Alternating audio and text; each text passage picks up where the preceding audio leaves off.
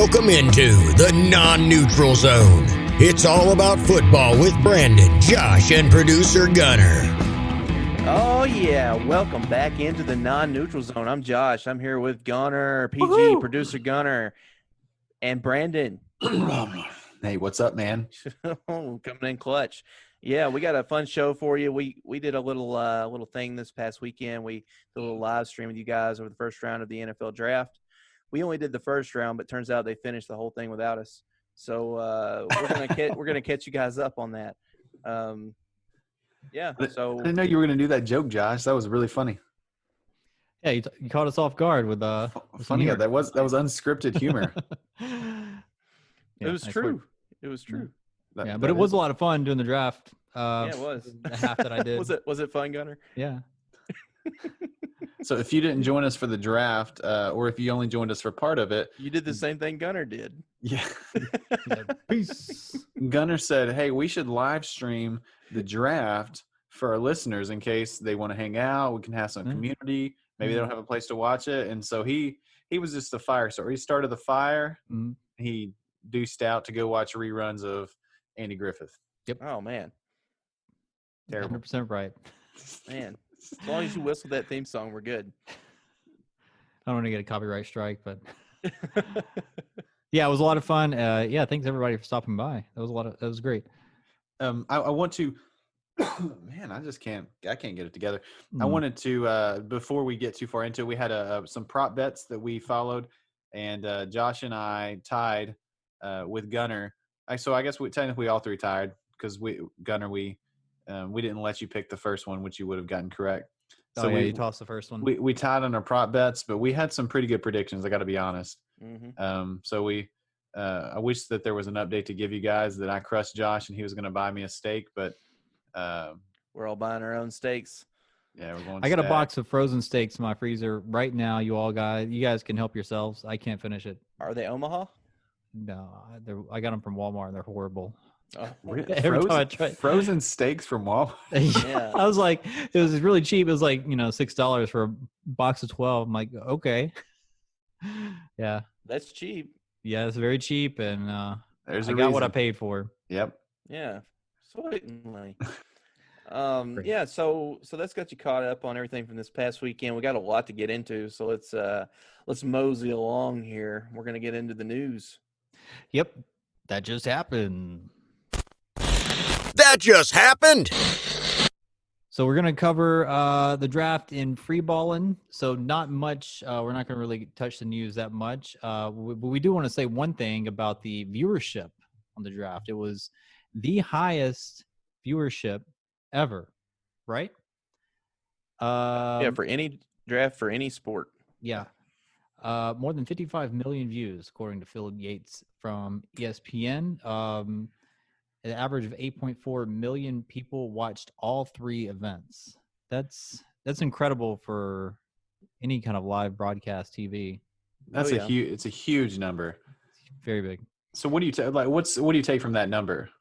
There's what- nothing else on. I think people are just starved for sports. Like the ones that have been wanting some live sports, they're anxious for it, and I mean, there are a million movies on right now that they could have watched, but they chose to watch players getting drafted. yeah, in their homes, no big to do. Yeah, mom and dad sitting on the couch. I think the thing that I take from it is the blue check mark brigade, on Twitter, and a lot of your people that thought the NFL was being too insensitive when they let free agency go ahead and get started, and the NFL is going to go ahead with the draft. And I think the NFL was bold and moving forward, and people were super receptive. We need that escape of sports.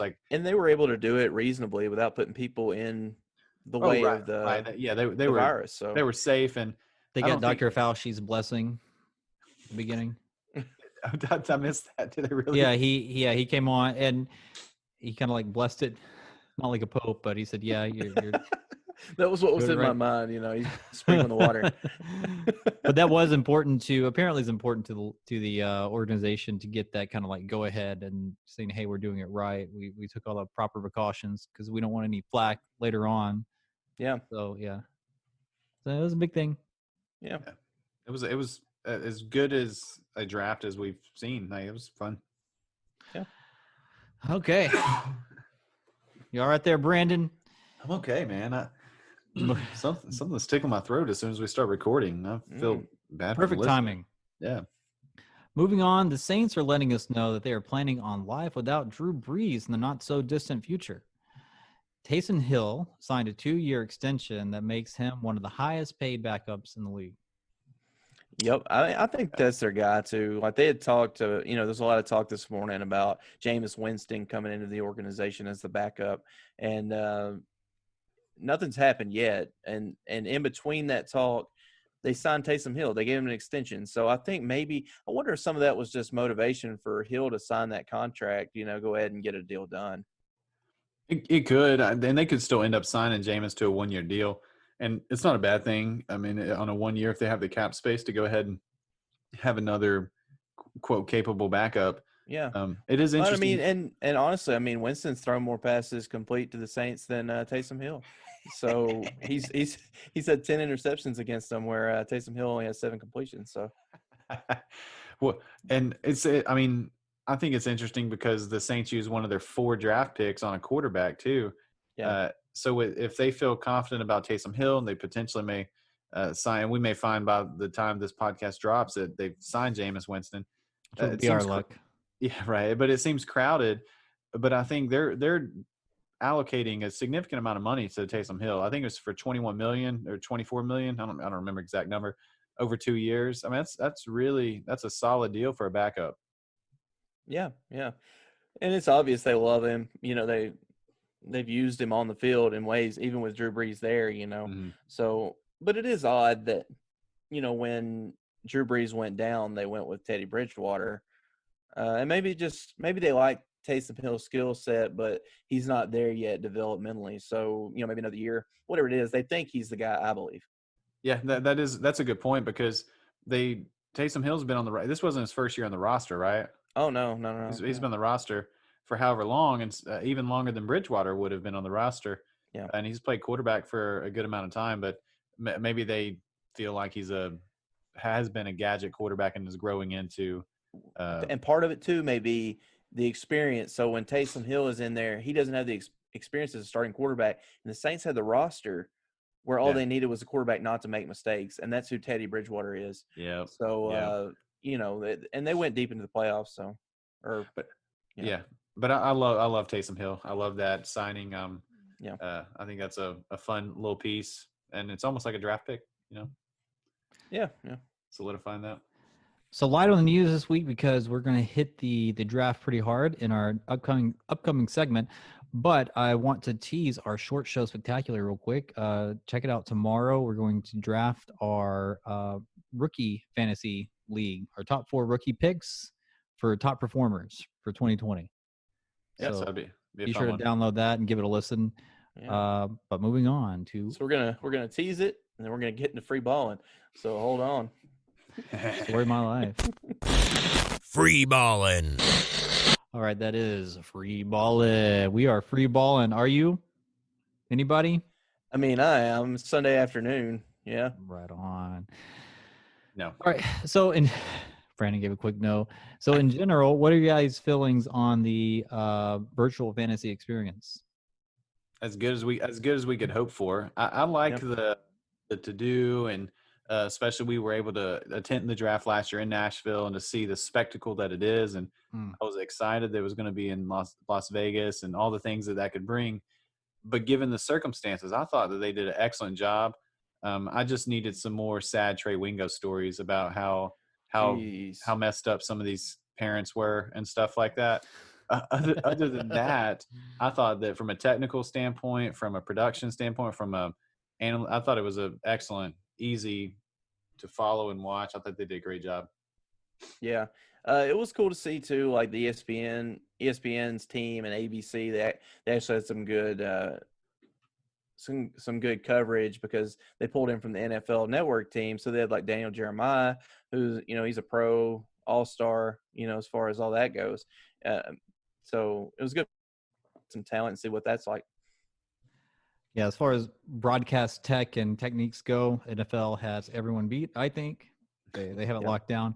One thing that I thought was most interesting is seeing the coaches' homes. I was about that's. I'm glad you said that because I was Yeah. going to ask who you guys did you have a favorite home? Well, or you went draft- everywhere from Jerry Jones on his yacht, and to I forgot who it was, but I heard it described as like a used car salesman's office. Like I forgot which coach it was, but he was sitting there kind of in his desk, like in a spare bedroom, and it looked like very like the back room of a used car lot office.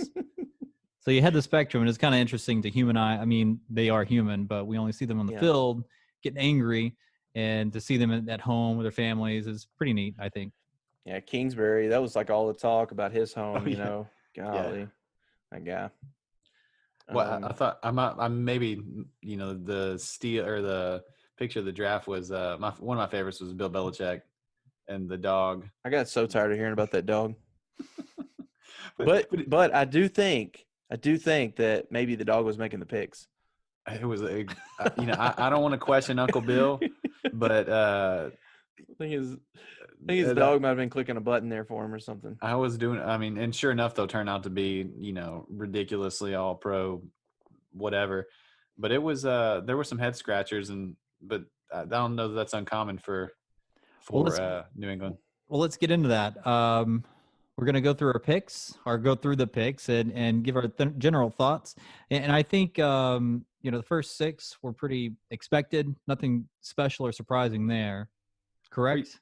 Oh yeah, Yeah. it was money in the bank. Hold on a second. I feel like Brandon wants to pull the brakes. I just feel like we rushed by these coaches' rooms.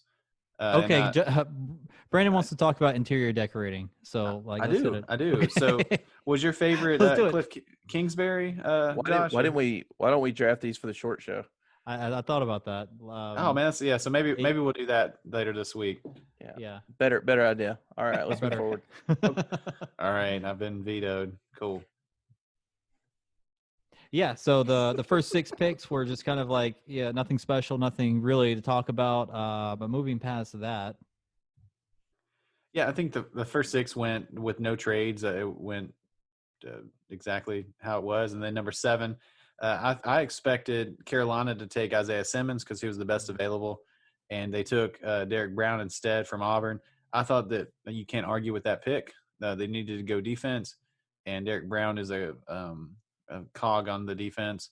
And he's a disruptor at the defensive tackle position. And we've seen what that guy in the middle of the line can do. So great pick, but I know you prefer Isaiah Simmons. I like Isaiah Simmons. I don't know if I told you, Josh, but I like Isaiah Simmons, and I loved Arizona getting to pick him at number 8 because I think you mentioned on the live stream that you liked Isaiah Simmons maybe once. So yeah, I mean, he's a great athlete, and for Arizona, they needed help on the defensive side of the ball. They need playmakers, and they're in good shape on the offensive side of the ball at this point after trading for DeAndre Hopkins and the weapons they already had. So yeah, I mean, I'm with you. Like, Isaiah Simmons is great, so no arguments for me. So in the top 15 picks, so if you go down for the rest of the pick, was there a surprise or a Jaguars was a trade, right? No, that was Number the Jaguars. Number 9, that was their original pick. So they traded for a first round pick. But so that is where I was going though. That was kind of a surprise to me, taking C.J. Henderson at number 9, especially with their needs of offensive line. Yeah, they needed to address offensive line, in my opinion, and they had they had great offensive linemen available there. Jedrick Wills was still available. Tristan Wirfs was still available. I mean, they could have went in a different direction. And I know, like, that's what they do. They draft defensive players, but we've seen some Florida cornerbacks really falter here lately. My Colts actually traded on day 3 of the draft. We traded Quincy Wilson for a 6th round pick. So that's what they thought of him. Yeah, and he was a 2nd rounder. So we've been down that road, and I'm glad that we are past it. So good luck to the Jacksonville Jaguars and their homer, C.J. Henderson. Yeah. I think also then, of course, at number 12, surprise when Las Vegas took Henry Ruggs as the first wide receiver off the board. I think they brought Al Davis back from the dead and let him make that pick. Fastest guy in the draft, going to Vegas. I mean, how shocked I was by it. I was irritated by the pick because, they needed an alpha wide receiver. And and I guess like in a way it makes sense because there's no speed like Henry Ruggs' speed in this draft class. The closest we get is KJ Hamler, and he's not as complete as Ruggs. Mhm. So, it was surprising, and I didn't love it, but I'm not a Raiders fan, so it doesn't really hurt my feelings that bad. Yeah, and so going like kind of finishing the 15. I think that the Tampa Bay might have got the best offensive lineman in the draft in Tristan Wirfs. I know they had to give up a later round pick to move up to get him, just one spot. But I thought that was a really not real sexy, but it was a super solid pick. I know you were surprised when the Giants took Andrew Thomas at number 4. I was, but like again, their board. I mean, they do a lot more research than we do, so I'm not like poo-pooing on preference. Right. So I'm not poo-pooing on them. They took the position that we thought, and if they had Andrew Thomas highest on their board, then power to him. And he was versatile at Georgia. He played both sides, so I'm totally okay with that pick. But yeah, I agree. All right, moving on. 16 to 20, back half of the round. Any picks you like, Josh? Didn't like? Questionable picks? Were you surprised? Good picks. Were you surprised whenever Philadelphia took Jalen Reagor over Justin Jefferson? Well, I think we're actually having technical difficulties right now. For the listener, we are doing this via Zoom to do our duty to stay quarantined, and Josh is frozen up and he just dropped. Oh man, good. All right, let me talk about this without him, so I don't have him whisper or like arguing back his guard. I'll tell you what he thinks. Go for it. Hit me. When Jalen Reagor was taking over Justin Jefferson, I thought that was a questionable pick by the Eagles.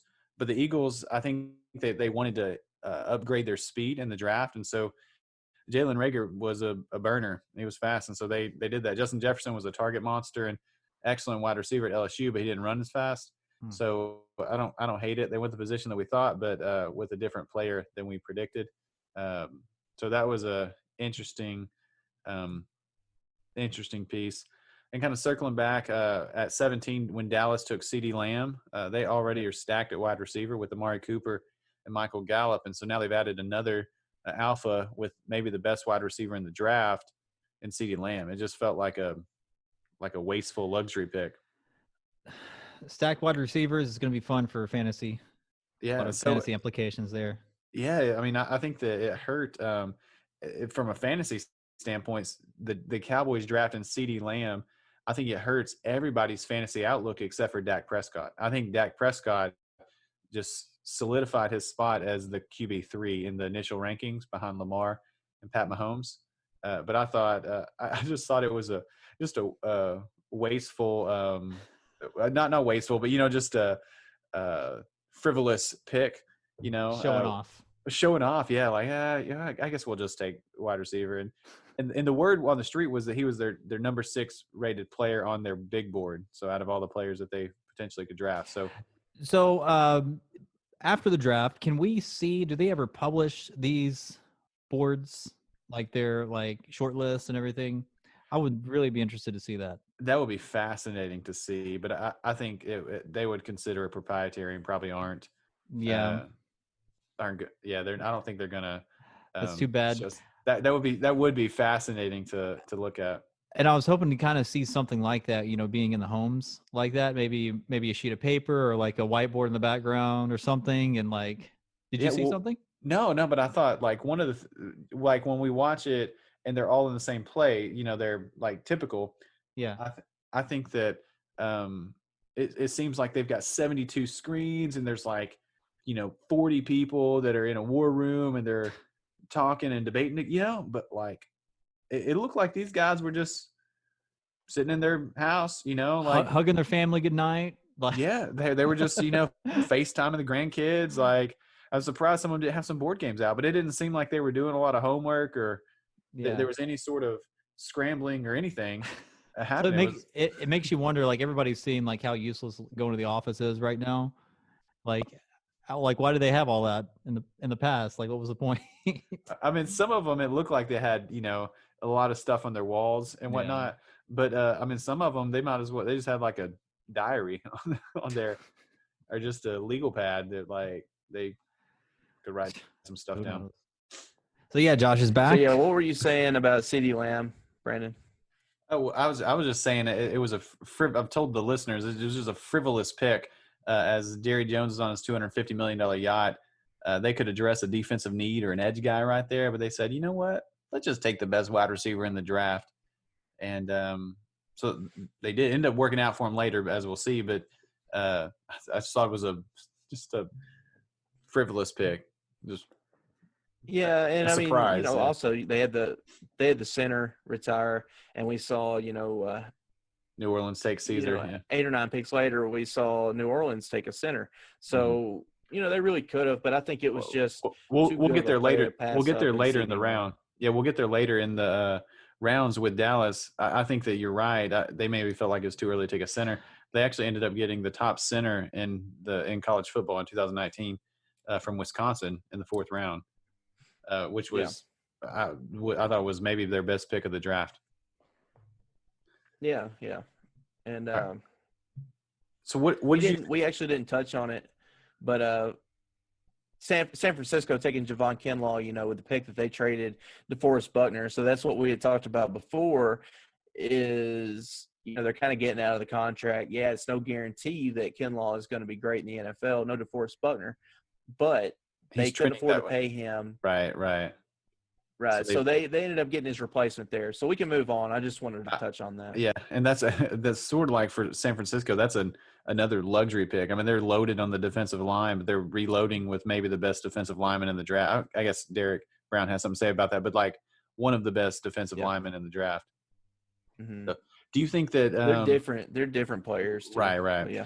Do you think that the Jaguars got enough? They drafted at 20 with the pick that they gave up for Jalen Ramsey. They took Chasen out of LSU. Do you think they got enough to warrant that trade? Did you like that or like what they did? Yes. The only reason I say yes is because Ramsey didn't want to play there anymore. He didn't want to be a Jaguar. And so they get a guy that can disrupt the game and not the locker room like Ramsey was. That's a good soundbite. So I thought that I still think that they should have addressed the offensive line there, but at that point, your top guys had gone, so I thought the pick was fine. Yeah. I'll agree with you on that early pick. They would have been better off taking Wills or whoever they like the offensive line. So in the bottom half of the first round, anything other than obviously the Jordan, like Green Bay trading up for Jordan Love, we could do a whole podcast on speculation of what in the world's going on in Green Bay.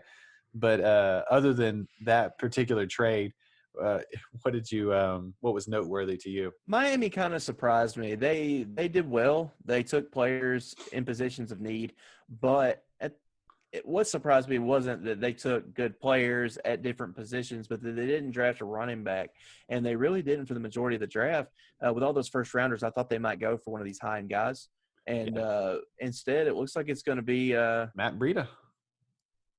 Yeah, Matt Breida. I forgot they traded for him on day 3. Yeah.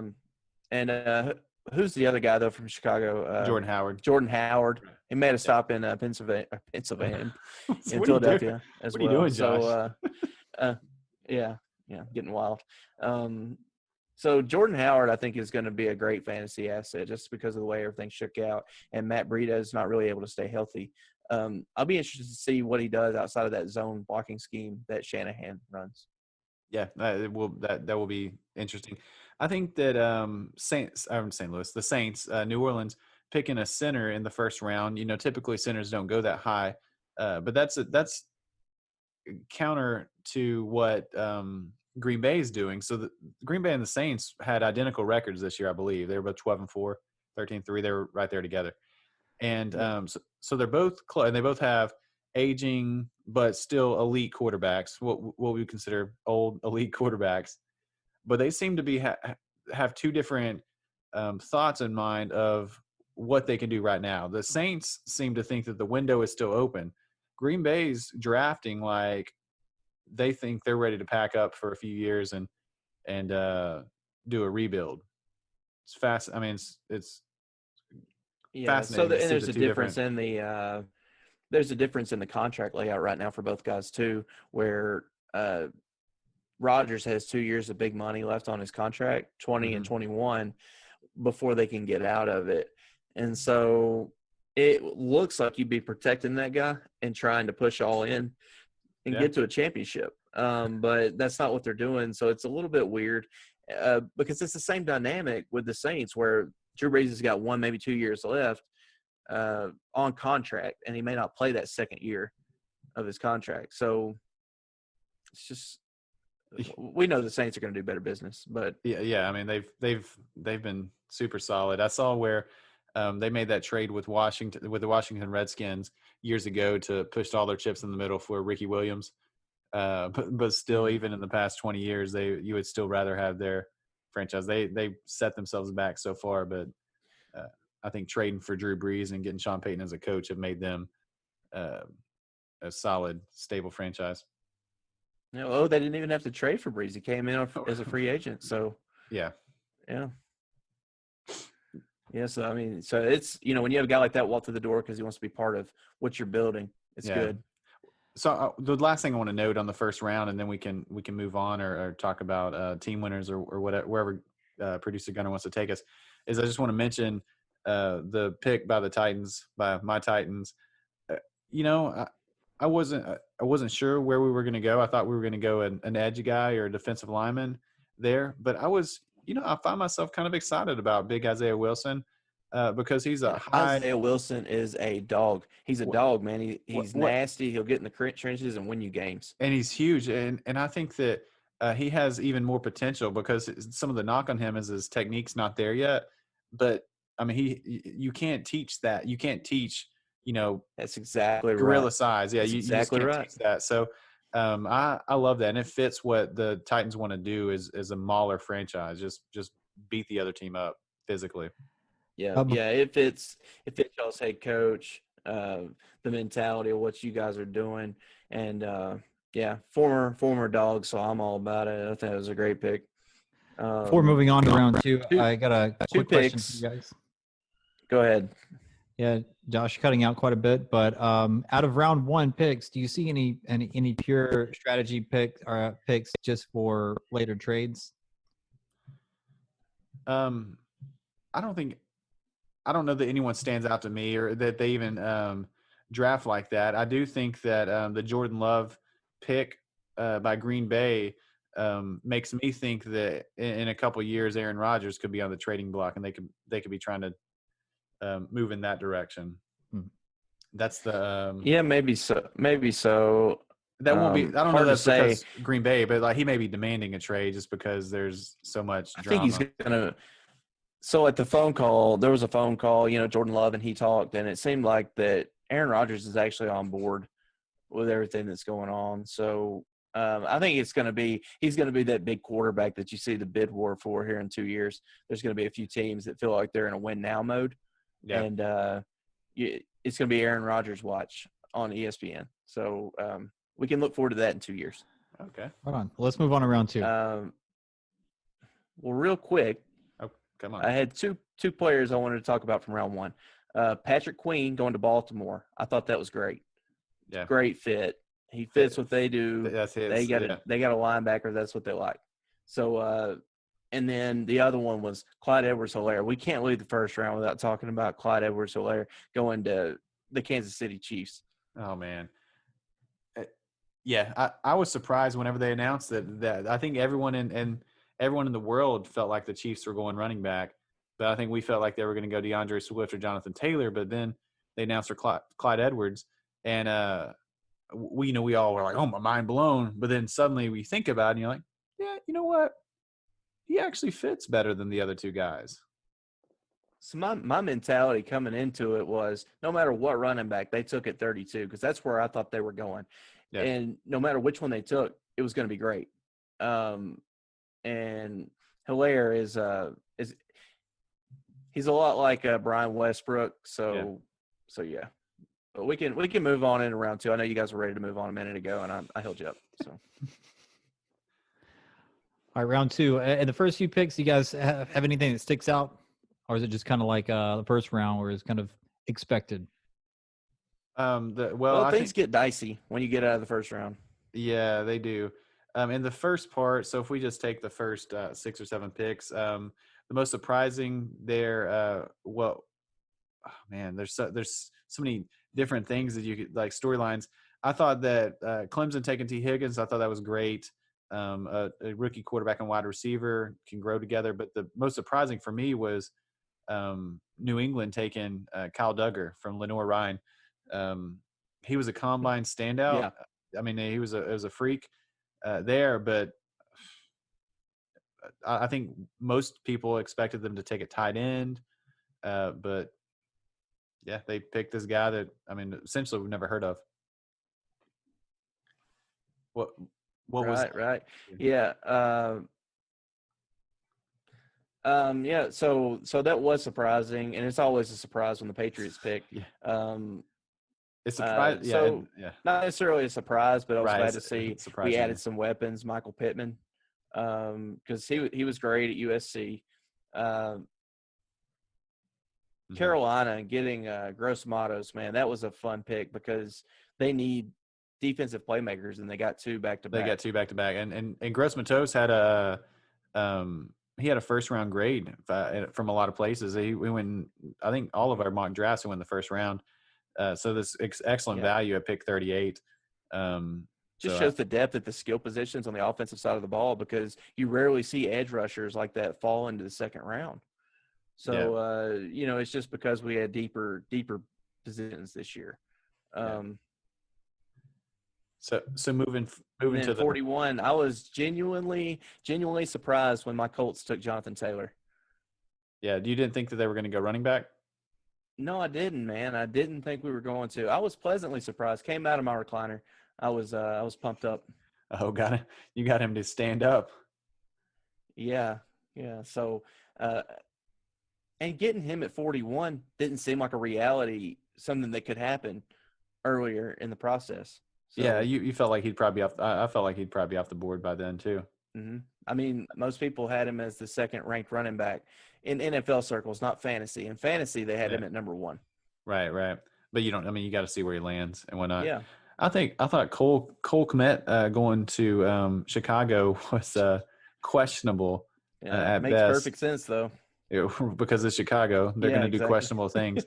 But like he was consensus best tight end in the draft, but they just signed Jimmy Graham. I mean, I don't know what they're doing. No idea what they're doing. Yeah, they don't either. So that was a fun pick because it just was a head scratcher of sorts. And I thought that KJ Hamler at 46, pick 14 in the second round, going to Denver. So they went back-to-back wide receivers. So when Jerry Jeudy and then KJ Hamler, they upgraded their speed, their receiving core, and Drew Lock is going to be able to air it out. And him and his tiny hands are going to they're going to be able to throw the ball around Drew Lock a lot. A tiny hands guy? He's a tiny hands guy, yeah. Really? Yeah. I'd forgotten that. I'm sure I knew it at one point or another, but he kind of dismissed it, playing well last year. Yeah. So I'd forgotten. KJ Hamler was kind of a fun pick. I agree. He didn't run at the combine, but he was the only guy that probably could have ran with Ruggs. Yeah, he's fast. Then you had Darrell Taylor go at 48 to Seattle. I know you like to see that coming out of Tennessee. Tennessee guy. They moved up to get him. And so there was speculation that they'd consider moving up to the first round to get him. I think he's a high ceiling guy, but he never scratched it at Tennessee or wasn't able to scratch it. He showed up in big games, but consistency was an issue. But I mean, he's going to play for Seattle, who has traditionally had really excellent defenses and defensive line. So I'm excited to see them develop him and what comes of that. So I'm excited for that. If he was I think it's more fun when they go to a good fit. Your college players do. Yeah, it's easier to see a good result, beforehand. So you like to see it. I don't know if I said that. I know I said it, but I don't know if my technical difficulties chopped it off or not. But I was just trying to say that if we're skipping over picks made by your team, it's because we thought they were good picks. If they were bad picks, we talk about it. So we're talking about the great picks and we're talking about the terrible picks. So if you made a good pick, that's why we're not talking about It was probably a solid pick. So we're kind of moving quickly through the draft, giving you a quick overview of some highlights. So that's a good note there, Josh. Yeah. So couple of running backs. Actually, you know what? Let's talk about Jalen Hurts going to Philadelphia. That was a story of the second round. Yeah. I think some people, and you said it when we talked about Jalen Hurts last week on the pod, in terms of where you should bet that he should be drafted, and you said a team would fall in love with him and would get him in the second round. You know, I don't know that Philadelphia was even in my mind that would be the team that would fall in love with him. Nope. Me either. But it makes sense because they know, and I know they believe based on the Nick Foles scenario, is they're only as good as their backup quarterback because they don't win the Super Bowl when Carson Wentz goes down with injury that year. They don't win the Super Bowl if they don't have a great backup. And so that's something that they value, and they get it at a good value by taking him in the second round. Yeah. And this, one of the things about Jalen Hurts, and so who was the first pick, overall pick in the draft last year? Yeah, you know, it was Kyler Murray. Who was the first overall pick in the draft last year? Yeah, Baker Mayfield. Yeah. Both of them played for Lincoln Riley. Yeah. So I know Jalen Hurts only played. I mean, and Kyler Murray only started 1 year for Lincoln Riley, but they both played in that system. And Kyler Murray has clearly transitioned from Arizona to has clearly from Oklahoma to Arizona. Right. That's what I'm getting at. Yeah. You got distracted there by your watch. Yeah, just received notice that there was maybe some fake news preventing different businesses from opening, and I might actually be able to open sooner than I thought. Yeah, congratulations. That's good news. Yeah, that's fantastic news. So for the listener, I am currently unemployed, so I'm excited to get back to work. Corona-ployed. Corona-ployed. There we go. Cam Akers going to the Rams made perfect sense because they bad offensive line there in LA, and that's what he's dealt with in Florida State. So right at home. Yeah, another day at the office. He's gonna enjoy it. Just getting the tarnations kicked out of him on every play. Maybe they'll get an offensive line for him sooner rather than later because he's very talented. And then J.K. Dobbins went 3 picks later to Baltimore, which I thought was a much better landing spot if you're a running back. Yeah, absolutely. I mean, you've got lanes being opened up by Lamar Jackson's ability to create plays with his legs on that option. And, J.K. Dobbins is not a terrible receiver. He's not a natural receiver, but maybe he can learn. He's an athlete. He's a very good player. So he's going to develop in that role if they need him to, hopefully. And another head scratcher by Green Bay, A.J. Dillon. When you need a wide receiver and you take a bruiser. There's still tons of wide receivers available at this point in the draft. Bottom of the second round, tons of wide receivers available, and they take a 250-pound running back. Yeah. So there's nothing wrong with the running back being 250 pounds, but one of the things about them is that they probably need to run the ball several times. They're like a bruiser to wear down the offense. Yeah. Well, they defense, thank you. Well, they had like Aaron Jones did a fine job at running back. Are you going to take him off the field for A.J. Dillon to just beat up on the Jamal Williams? that didn't seem to be the problem. They had a great running game last year, and it didn't make any sense for them to trade up and take a quarterback in front of 3 teams that were not going to be taking a quarterback, and not draft a wide receiver where they sat when they've got Aaron Rodgers. I just don't get it. Like, oh man. So I mean, I know if you're a Green Bay fan, it's not surprising you. I mean, you know that your draft was not good. We're sorry. If you're a Green Bay fan, we're sorry. You're taking the kicking that Houston's been receiving the entire offseason. So a couple cornerbacks that I want to mention from the bottom of round 2 is Trayvon Diggs made it all the way to 19th pick of the second round, pick 51 for Cowboys. So we speculated that the Cowboys might take him at 17. And he's still on the board whenever they pick at 51. I think that it makes that CeeDee Lamb pick just so sexy. Just such a good pick because they were still able to get Trayvon Diggs and address the cornerback need. And then Christian Fulton from LSU still being on the board for the Titans to take at 61. They need a cornerback, and he that's a good fit. I love that pick for my Titans. Yeah. Yeah. I think that's pretty well covered the second round. We could probably get moving into the third.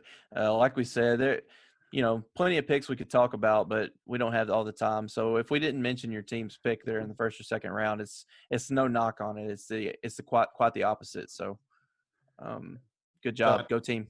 Yeah. So at the top of the third round, the best pick in the first 10 or so picks, or a couple, but the first I think you would say is Antonio Gibson for Memphis. And I loved it.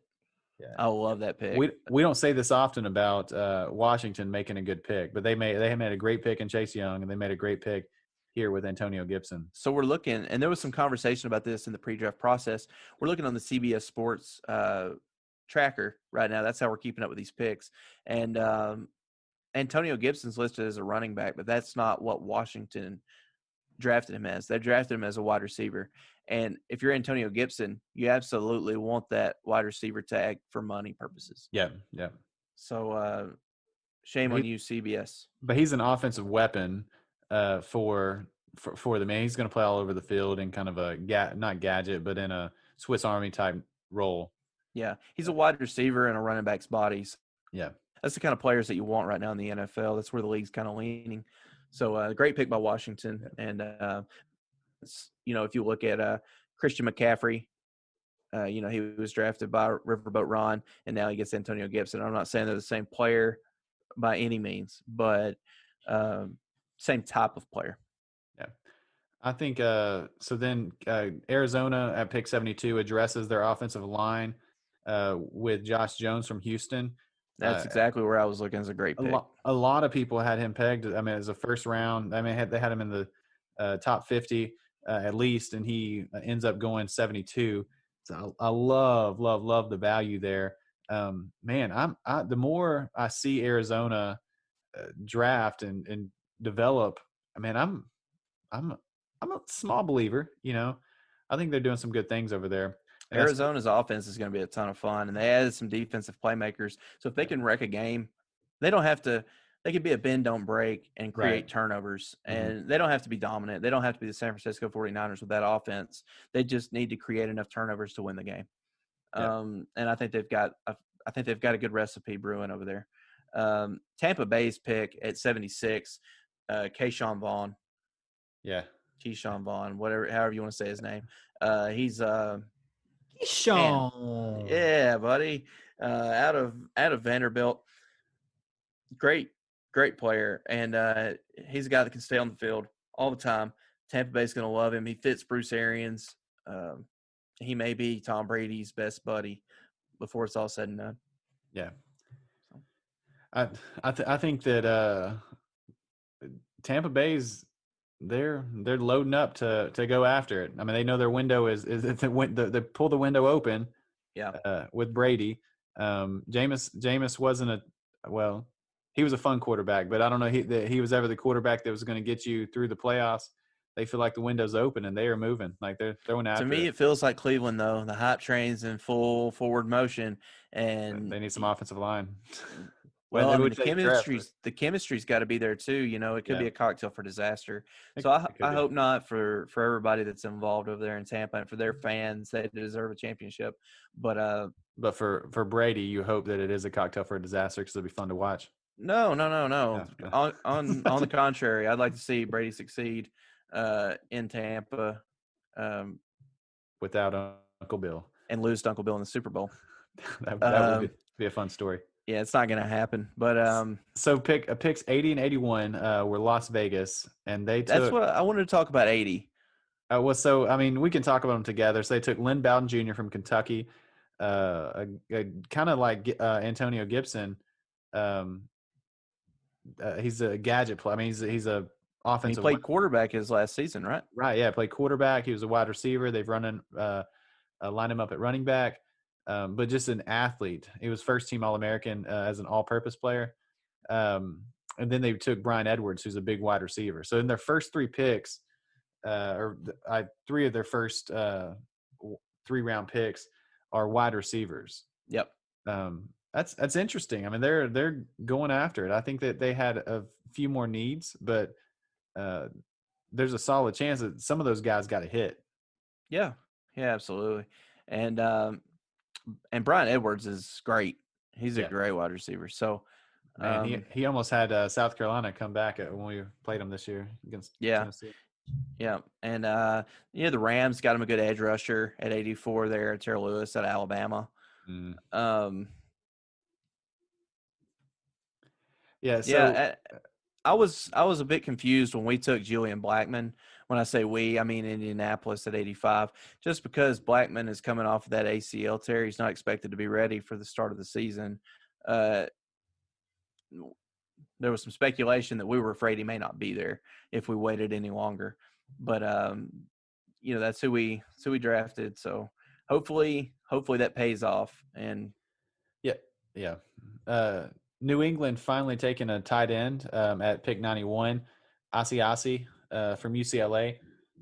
He was I guess their tight ends coach in New England now used to coach him at was he somewhere before UCLA? I couldn't tell you, man. Okay, I'm pretty sure that that's where he was. Like he was the he played for the tight end coach, so he should have some chemistry there with him already. Yeah. But so that's an interesting kind of connection, and he'll be the best tight end in the tight end room in New England right off the bat because they don't have anybody else. Yeah. So there's opportunity abounds for him depending on what they're going to do with their offense or how it's going to work with whoever is running it. There, I thought that like in the bottom of the third round, where there it was any picks that were head scratchers, it was kind of ho hum. There wasn't a lot of action. Yeah, it was a bit of a snoozer when we got right in there. Nothing real exciting happened. The tight end going to New Orleans down at 105, the trade from Minnesota, it was a compensatory pick from Minnesota. Yeah. Adam Troutman, that could be a fun pick here in a year or two. Yeah, he's I want to say I saw he was like the first player that's been drafted out of Dayton ever, maybe. Oh, really? Yeah, I think I can't remember exactly the stat on it, but so maybe I shouldn't bring it up. But yeah, so Dayton, he's from Dayton University, and so they don't typically have players drafted in football. But I thought that was kind of fun. Yeah. They went down and find him, and I guess I'm just now recalling, but New England went tight ends back to back there because they picked up Dalton Keene from Virginia Tech. So I guess they're going to run jumbo all the time. Not sure. Well, with that quarterback situation, they're not looking to push the ball too far down the field, I don't think. Yeah, so that makes sense on why they would do that. So buy your Sonny Michel if you can. That's what I believe. Yeah. So let's move on to round 4 and kind of hit just a little highlights, and we might have some honorable mentions beyond that. Yeah, I think that's probably a good call. I want to make sure we make it far enough to where we can get to Jacob Eason. So Jacob Eason. I thought that was an incredible value in the 4th round. Golly, he might have the best arm in this draft class too. Honestly, I agree with that. And it looks so good as a 4th round pick. I mean, even if they drafted him in the 2nd round, you wouldn't have, said that's a terrible pick. That was his grade. That was his draft grade, 2nd round. So, you get him in the 4th is a steal. And I think it just came down to, like we said before, I think in another draft class he may have been an earlier pick, but because of the way the talent was in this draft, he just kept getting pushed down. And he's a Colts fan.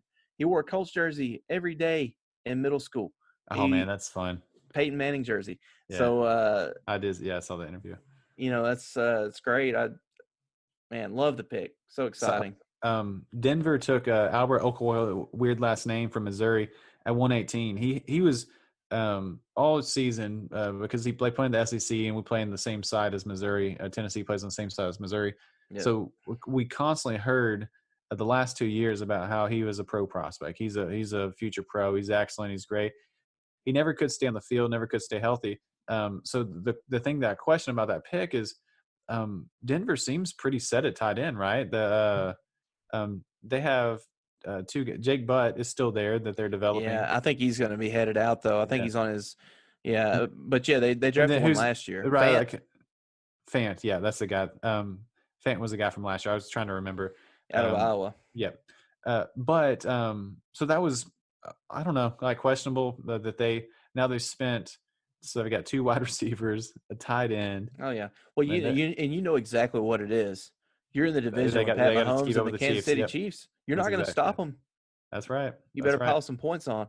I saw him interviewing Andy Reid, and they asked him about that, about all the teams in their division just getting weapons, trying Yeah. to keep up. And he said, "Yeah, I've heard the nature of the game to score more points than the other team." So, He's on to something. He's on to something. yeah, Big Andy, he knows, man. And I want to give a shout out. I think the 2 of my favorite picks of the 4th round are just, I say my favorite, like I'm a fan, but like the great value picks were DJ Wonnum, who's a defensive end from South Carolina, and then James Lynch, who's a defensive tackle from Baylor. 2 defensive linemen went to the Vikings. They had like 1,000 picks in this draft. I think they had like 17 for real. Yep. But so they loaded up. But these are 2 guys who Wonnum was highly rated out of high school, and he was a solid producer at South Carolina. But James Lynch led the nation in quarterback pressures last year. So he's a disruptor in the middle, high motor guy, played for Matt Rule at Baylor. I want to say he had like 65 quarterback pressures, like a ridiculous number. Yeah, yeah. What do you think about Michael P. Ryan going to the Jets? What's your opinion? He's a good. I mean, he's a handcuff for Le'Veon Bell. Obviously, I thought he was fine at Florida. I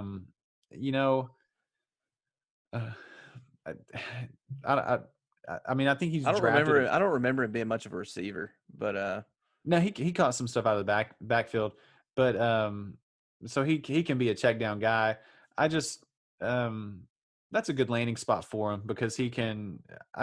Like that's about where he should fit.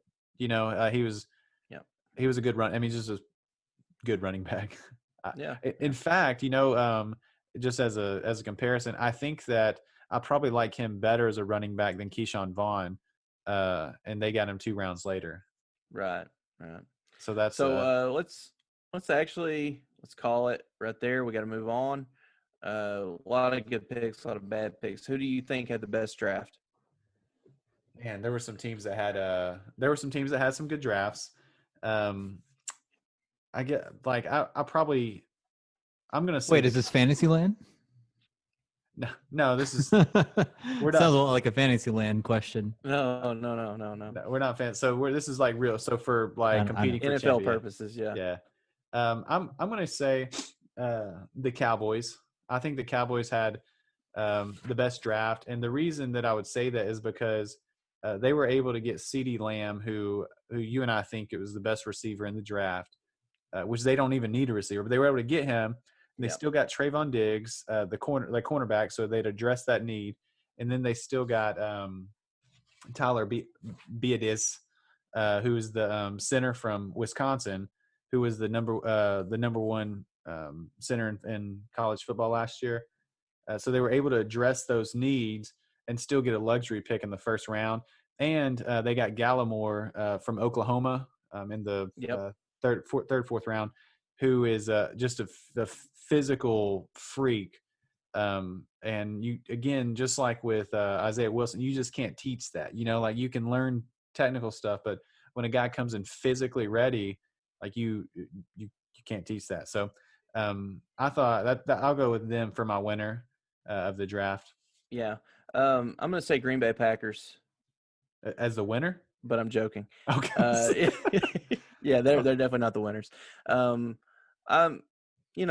just going to be a homer and take the Colts. Like I didn't want to because it sounds bad, but we had a great draft. Like it is what it is.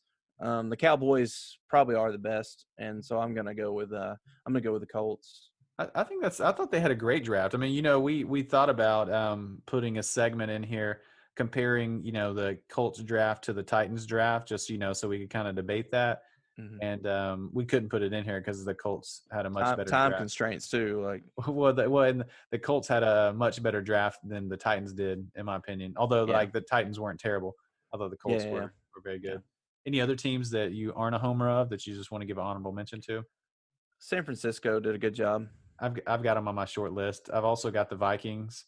Yeah, well, I mean, when you've got 70,000 picks, you can do that. And here's a team who we need to give them credit because they don't typically draft well or do well. Is I want to give an honorable mention to the Redskins.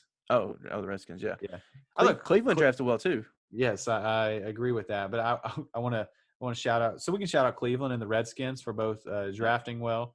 And I thought whenever I look through it, and then we kind of segue into, I had a lot more difficult time finding teams that I thought had a terrible draft.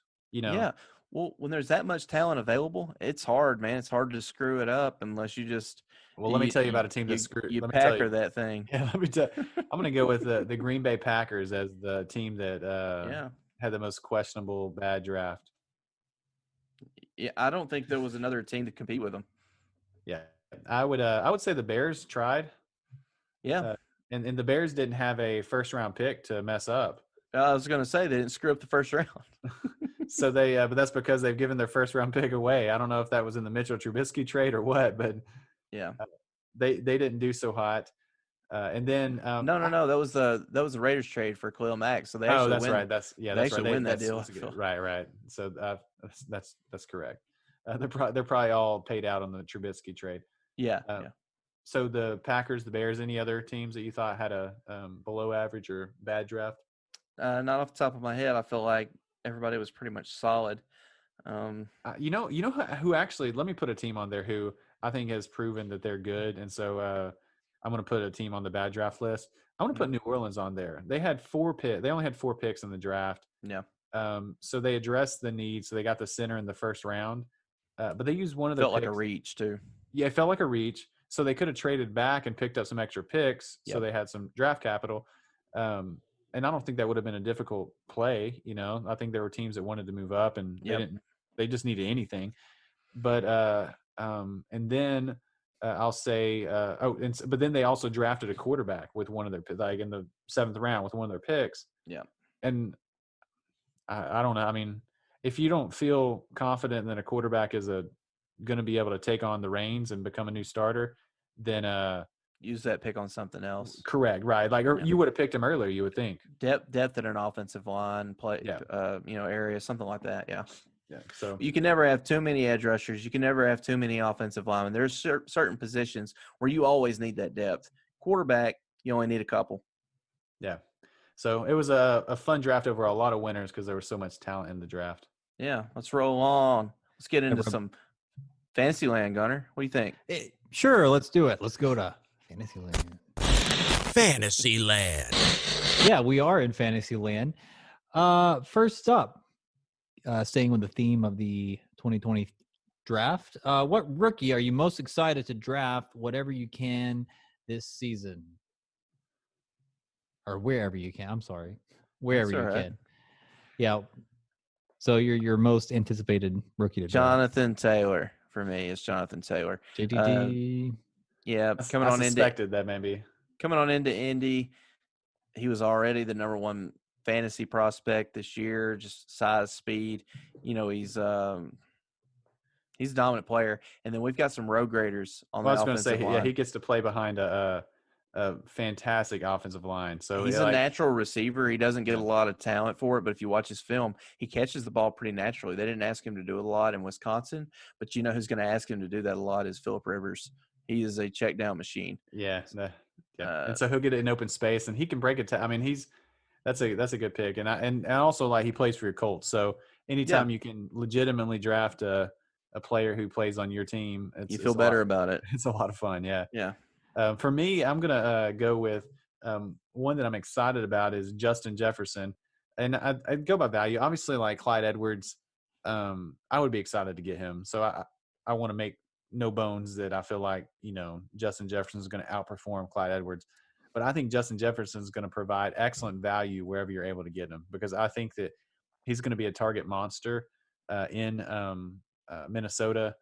He's been able to get he just gets open and is so smooth in and out of his routes and just has glue on his hands. I think that I'm excited. I think I'll have a lot of shares of him. Yeah, depending on how they hype him up. All right, next up, as a rookie wide receiver, he's not going to get enough hype to get him out of your range. Well, especially because there's so many. Yeah. Yep. All right, next up, what player were you most excited about before the NFL draft? Go ahead and take it first, Brandon. I'm gonna go with Cam Akers.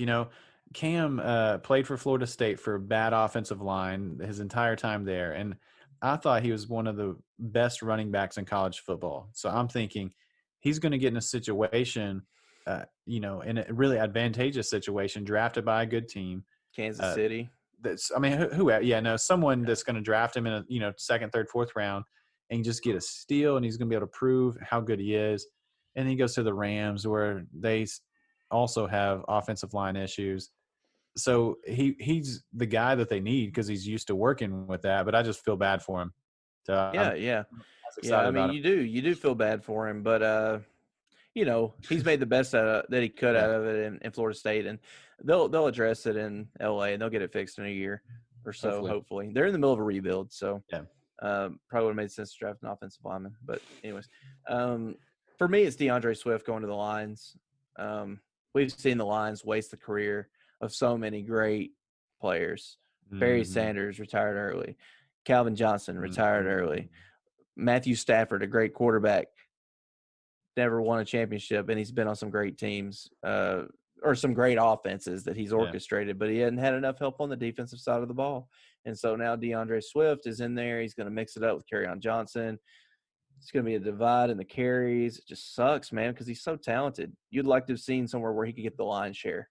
Yeah, and it's hard to see him getting the lion's share unless Kerryon has a injury, which he could do. But I agree with that pick. I guess he is going to get a lion's share, but that has more to do with being in Detroit than Gimli getting him enough carries. I am slapping my knee right now. Yeah, I thought that you might pick DeAndre Swift. That's not surprising to me. Yeah. Well, it's a long fall from Kansas City to Detroit. Yes. Are you guys ready for lightning round now? Yeah. Let's do it. All right, let's hit it. First question. Do you think that more or less than 4 of the rookie running backs finish as a running back 2 or better this season? Last year we had 3. I'll say less than. Yeah. I think it's going to be right on 4, so I guess that'd be less, right? So it'd be a push.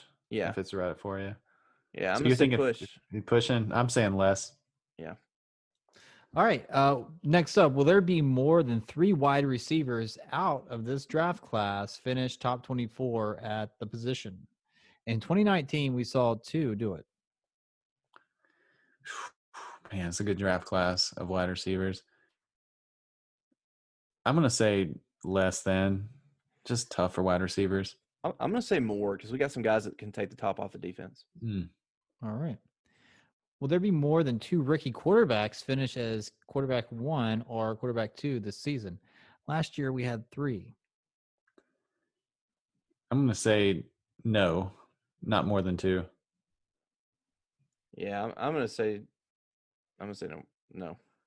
We are in one accord there. Great. Which first round wide receiver are you drafting first in fantasy this season? I'm saying Justin Jefferson. I'm going Jalen Reagor. Man, that's wild because neither one of those are the top 3 wide receivers. Yep. It's all about landing spot. Yep.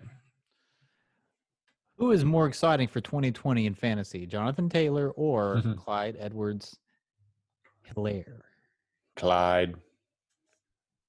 I know Josh's pick. 100%. I'm torn, man. I'm gonna take Jonathan Taylor, but I think both are in great situations. Yeah, I'm just taking the talent of Jonathan Taylor over the talent of Clyde Edwards-Helaire. Yeah. I like the offense better for Helaire. For sure. Yeah. For every player ever. Yeah. Wow, there was a lot to cover today. The draft, we knew it was coming. I hope everybody enjoyed it. Any final thoughts about the 2020 draft you guys want to cover before we sign off? No, I think we've covered it. Covered a lot. Yeah, I mean, the 2021 draft is coming up here in 12 months. No, I'm just joking, guys. Yeah, it was for that right now. It was a lot of fun, and we're looking forward to seeing what these guys do on the field.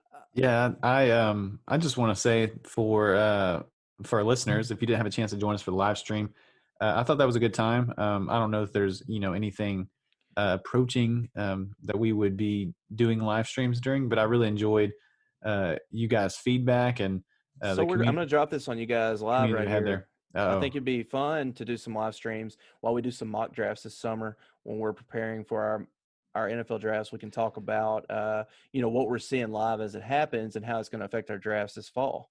Yeah, that sounds like a good idea. Yeah, I like the idea. I think that we might could even bring some additional some listeners in to participate in our mock drafts just so we can get some different strategies and feedback.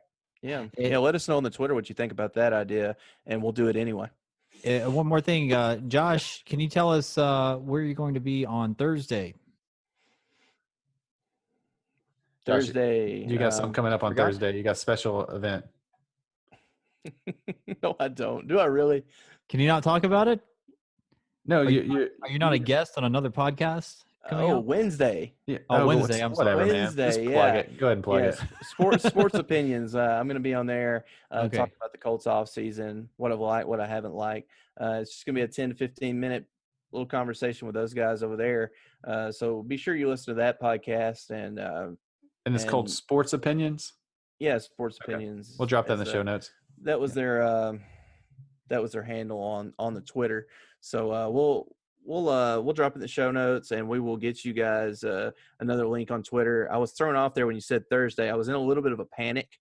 I was like, sorry. I thought I could have swore. Man, like I almost forgot I was married. I was like, do I have a wedding? What am I supposed to be doing? So yeah. Sorry to throw you off. Yeah. So no, that's okay. Check out that podcast. Check out what Josh had to say on Sports Opinions. And I think that about wraps it up.